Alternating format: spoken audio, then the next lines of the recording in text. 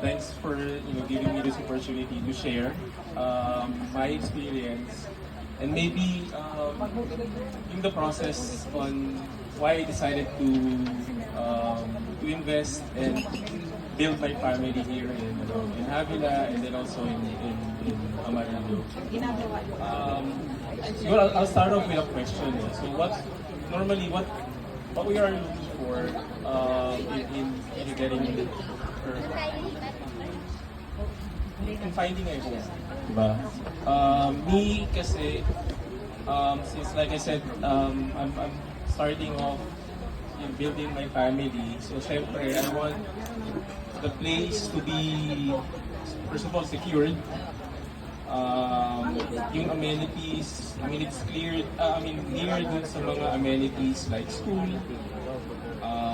hospitals, yung mga commercial, where you get yung mga basic needs natin. So yun yung hinahanap ko. At the same time, syempre, you leave your home, trusting yung mga hard-earned investments mo, yung family mo is safe and walang mangyayari. So, siguro just step back a bit. Even before I acquire yung Amarillo, I've seen how this area was developed Kasi I started living dito sa tapat sa may Villa Montserrat. So that's our first home. And then, ano pa to? Talagang hindi pa siya talaga developed talaga. And then, mami ko kasi one of the brokers also for Philinvest. I'm pretty sure you all know her, si Rowena San. I used to drive her every time yung mga tapings and all. So, I keep on asking her, ma, kailan mali-develop to? Parang magandang to. Kasi kung titignan nyo, sa entire Avila community, si Amarillo yung nandito sa side na to, which has a parang strategic view of the entire Avila area or Avila community. So sabi niya malapit na, sooner or later, di-develop na rin yan. Sabi ko, sige, tignan natin, baka may opportunity na makapag-invest and all.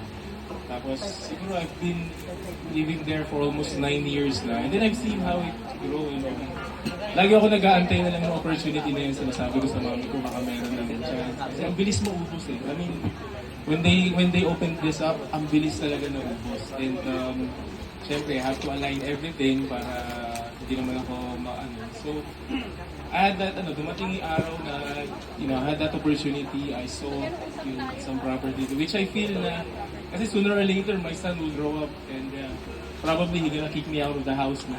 Kasi makulit na ako, matanda na. So I want a place to retire and say this, spend na lang the remaining of my life, enjoy life, so I found that spot here in Amarillo and starting to build na rin yung na yun. So yun, that's maybe siguro yung the story behind why I started building my second home here in Amarillo. At tanawan nga sa yung dalawa Kasi Amarillo na yata, tinitingnan ko lang so so I think this is something na iiwan naman natin dun sa mga mahal natin sa buhay.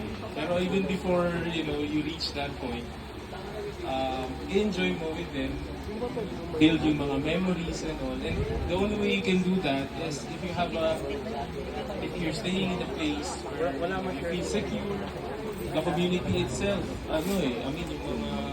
yung mga residents dito sobrang friendly I bike normally from Montserrat to here. Kahit di ka kilala, kahit naka-helmet ka, naka-shades ka na they greet you. Tapos yung mga amenities dito, ang ganda ng clubhouse, ang linis ng kalye, malawak, and halos lahat ng isasakyan, pero di nagkakaroon ng issue sa parking, kahit may street parking. Court, yung basketball court, that's where the lapit lang, walking distance from me. Kaya yun yung mga nagustuhan ko dito. So yun. Yeah. So,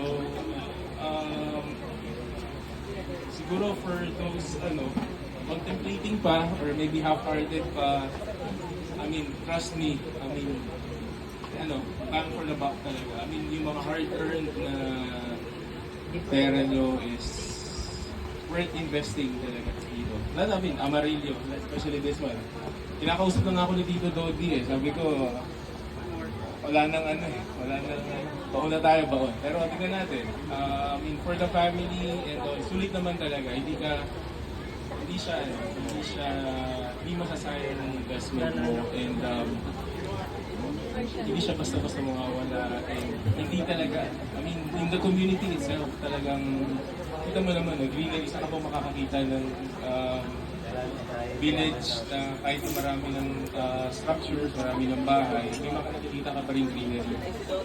The sun normally rises there, then makikita mo rin siya where it sets. So talagang maganda. Dito ka nakapwesto. So yun. That's all I can share, no? So hope to see you all here. Pasalubong tayo minsan. High flows. So yun, again, thank you for the opportunity, for the time given to me to share yung experience ko dito sa hopefully you able to somehow convince you, give you the being a homeowner. So again, thank you. Enjoy the rest of the activities and hope to see you all here. All right, one more time for Mr. Gilbert San. Sir, thank you so much.